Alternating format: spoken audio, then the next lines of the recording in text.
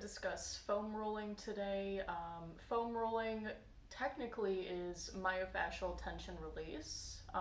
What that means is your muscle fibers can get tensed or knotted up after being used or taxed, such as through resistance training. And it can be very beneficial to release that tension on a regular basis. I recommend foam rolling on a daily basis or at least every other day. What can happen with foam rolling is because you're releasing that tension, it allows muscles to move freely or in better range of motion. And we all know that better range of motion promotes better biomechanics and movement patterns during the lifts. So I highly, highly recommend foam rolling. Foam rolling itself can be done in a variety of ways with a variety of tools. Technically, you can get a massage, and that's a form of releasing the tension in muscles through, manual pressing.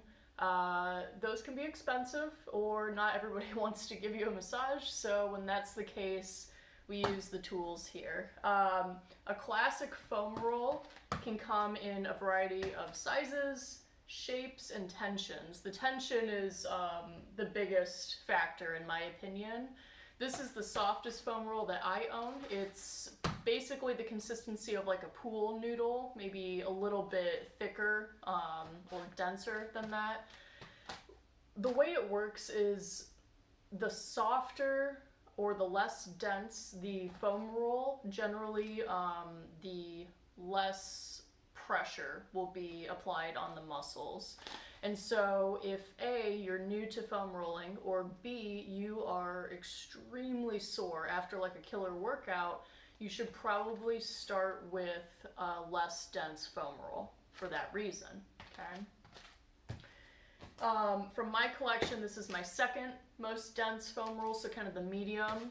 It's a little bit thicker than this one. I don't think you can probably hear the difference, but it's thicker, so it's going to apply more pressure on the muscle.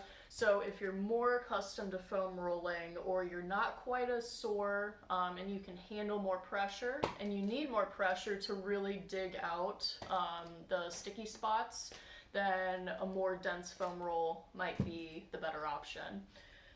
Finally, we get into the fancy ones with grooves. So this one has sort of like spiral grooves.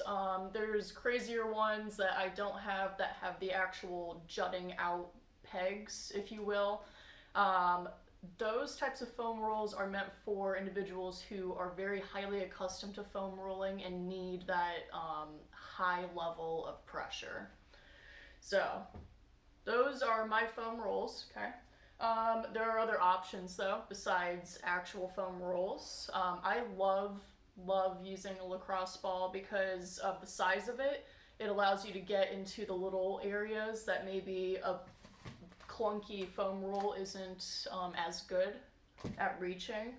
So I'll show you some ways you can foam roll with lacrosse balls. You can get a tennis ball, which is a softer, less dense version of a lacrosse ball.